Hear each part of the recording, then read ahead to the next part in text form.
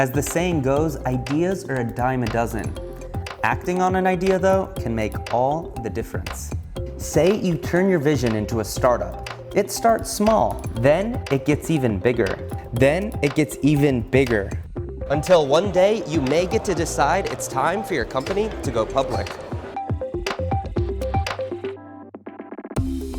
IPO stands for Initial Public Offering. It's the very first sale of a stock issued by a company on the public market, which essentially means you're turning your private company into a public one. So when it's private, a company is normally owned by a small number of investors.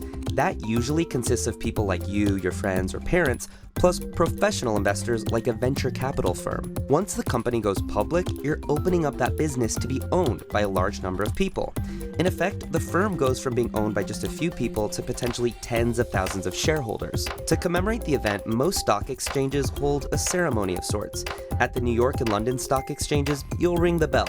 At the Hong Kong Stock Exchange, you'll strike the gong. So why go public?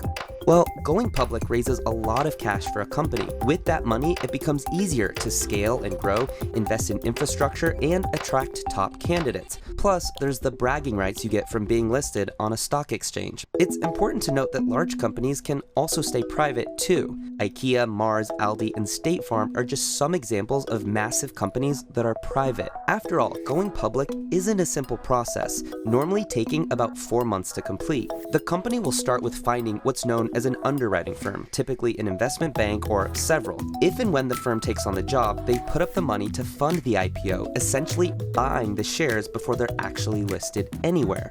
The firm works with the company to determine what type of security to issue, an offering price, the number of shares, and the optimum time to bring a company to the public market. In the US, they also handle registering with the US Securities and Exchange Commission, which makes sure all of the financial information has been disclosed and is accurate.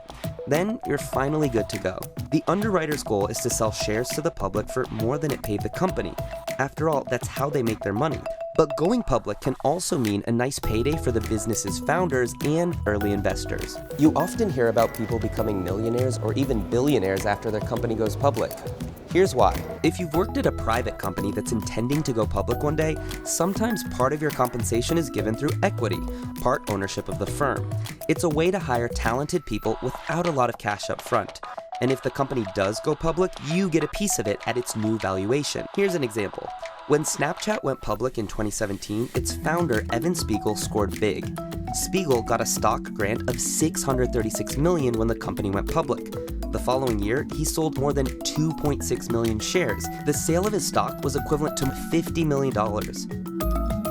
The number of companies going public is constantly fluctuating. Globally, 1,764 companies floated in 2017, a nearly 50% increase since 2016, and the most IPOs since 2007. 189 of 2017's IPOs were in the US, a 70% increase from the year before. A few of the biggest IPOs in history include Facebook, Visa, and General Motors. And in 2014, Alibaba smashed the record with its debut on the New York Stock Exchange, bringing in $25 billion. All that said, going public has its drawbacks. Publicly traded companies are subject to oversight by regulators like the US Securities and Exchange Commission. And once you list your company on an exchange, you're not just reporting to yourself anymore, you answer to all your shareholders. If you don't make them happy, you can be sidelined or even fired from the company you founded. Hey guys, it's Uptin. Thanks for watching. For more of our videos, check out what is the circular economy here and how China is threatening Hong Kong as the world's financial center here. We're also taking suggestions for future CNBC Explains, so leave your comments in the section below. And while you're at it, subscribe to our channel.